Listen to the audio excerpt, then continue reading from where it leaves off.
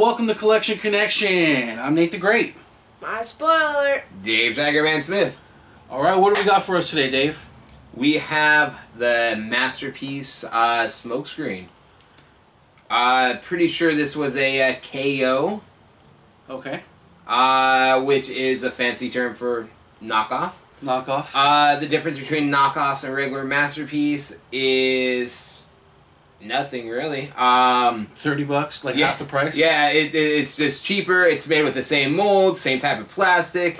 The same factory by the same people? Yeah, the box is a little bit less sturdy, but other than that, it's the Masterpiece. Okay, so Smokescreen. This is going out of the classic designs of the Fair Lady Z's. Yes.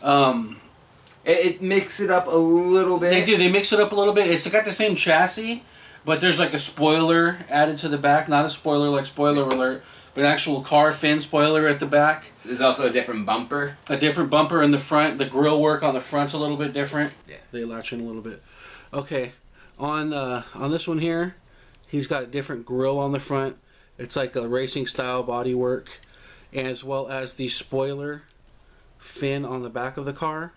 And then his arms, the wheels end up on top of the shoulders as opposed to on the sides and on the back like the other models. And then he's got a completely different head sculpt. So it's pretty cool, and it's holding with the same general style as the other Fair Lady Z figures. The like Blue Streak here. Blue Streak here does not have... I set that up, by the way. Blue Streak doesn't have the spoiler in the back, and he doesn't have the on the front of it the race car piece to it. So the Smokescreen's really cool. I like him. He seems to be a little bit taller too. Shoulder to shoulder, he's a little bit taller. And just there's a lot of subtle nuances. The groin pieces on him, you can see the designs. They're different than the classic streak model. I set this one. Yes, you did. Miles, it's all about Miles. Miles did this one. Yay, Miles, he set this one up. One more time, you want to say it again? I set this one up. He set this one up. Okay. Want to say it one more time and get it out of your system? You sure? Yeah, I brought this one over here for comparisons, and then we'll let Miles play with it a little bit. So, the price point on the KOs versus the actual Takara Tomy Masterpieces is 50%. 50%. I mean, half off. And then if you could, there's videos out there on YouTube that compare and contrast the actual differences between those figures. I believe on the side swipe, there was a simple misspelling that you could barely even see on the back of the car, you know, where they misspelled the model of it. Other than that, it is what it is. I mean, a little bit more precision with the paint apps, maybe. But honestly, I can't even tell. Yeah, but paying getting two for 60. Yeah. Or 1 for 60, the same guy with a little bit of paint. I don't know. I just go with the KO, to be honest. There's not as much. There's not enough difference in these figures to go with the other one. You know, I have the KO streak and the actual Hasbro Masterpiece streak, and the differences are subtle. But I mean, it's the same molds. It's the same thing. I mean, a little bit more attention's paid on the.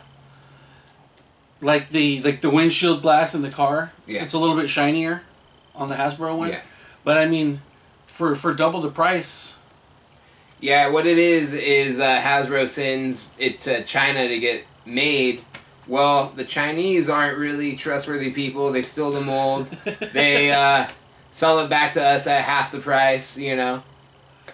Yeah, China and Japan, they have a long history of feudalism. Yes. I'm sure there's probably a ton more KOs out there than regular Masterpieces. Yeah, most likely. And you know, the cool thing about it is we can actually get our hands on them. Yeah. The Masterpieces, both from Hasbro and from Takara, are put out in such limited runs. Yeah. The runs are so limited that it's hard. I went to Toys R Us today and I saw the Blue Streak there and I got it, even though I already have one, just because it was like, oh my god, it's on the shelf. Like, yeah. I've never seen one on the shelf for sale before. So I picked it up. Maybe I'll sell it. I don't know. But when you see them out there, you know, we always end up getting ours off of eBay. Yeah. We got to look for the prices. You know, we're pretty picky on what we're getting. When we're getting the actual Masterpieces and not the KOs. When you're looking for like the Seekers, like Starscream or Thundercracker, Sound Blaster, Soundwave. Those ones, they don't have a KO out there for them, so you have to go with the limited releases that Takara has, and you have to really kind of watch. Scalpers. Yeah. Scalpers go in, they buy them all, and then the scalpers make more money. Usually than the they don't Hasbro even ones. hit the shelves. Toys R Us employees grab them. Yep, get them to the scalpers, and it's unfortunate, it's sad, you know, collectors want these things. Kids, look at Spoiler, he's having a blast with this toy. So, you know, although he gets frustrated with the transforming, and I think he would be breaking the $30 piece in a heartbeat if he had the chance to. Better than the $60 to $80 one.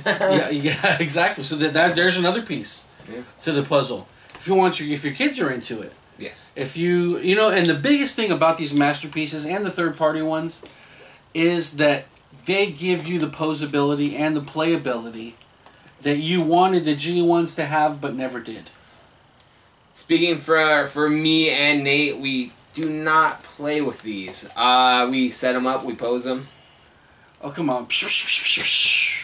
Our Galactic War will be coming up pretty soon. No, honestly, we just don't play with them. No, and that was the thing about Transformers back in the day, is when we were kids and wanted to play with them, they weren't really playable. The robots didn't really have too much articulation. So these are what you always wanted them to be when you were a kid. Their feet move, their knees move, their ankles move. They look like the ones that were on the cartoon that we knew and loved. And it just wasn't the case with the G1 toys. No. The way to play with those was to transform it back. Yeah. Transform it back. You watch the cartoon, and Megatron turns into a gun. He goes right into Soundwave's hand. Yeah. The scalability, all that stuff. There wasn't a lot of logic to it, but it was fun. And with this Masterpiece line, they've made that dream a reality. So if you get a chance, if you got the $30 and you're willing to wait a week and a half to get it shipped from China, because a lot of these aren't still for sale statewide. Yeah. If you get it statewide, you're going to pay the $60. But I haven't had 60 to 80. 60 to 80. You might get lucky, get the collector's coin thrown in. And the way and it comes from China, a week and a half, 2 weeks. Yeah. And the way this was packed, the box was on the inside, and they taped styrofoam to the. I was flawless. Yeah, it saran wrapped everything. So it came better than the Combiner Wars Devastator I got from in the States. Yeah, it came better than the Masterpiece Sunstorm that I got in the States. They know that there's these issues, and they do their diligence to make sure that they get you the product that you need.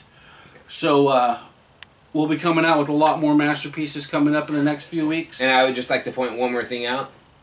Miles set that one up. Miles, he set him up. Maybe. So don't forget, if you like the video, subscribe, comment, and leave a like. Leave a like. How about share? And share. Share. And then maybe Miles will set up a Transformer for you on the next video. So for the Collection Connection, I'm Nate the Great. No spoiler. Dave Tigerman Smith. Thanks for watching, and we'll see you soon.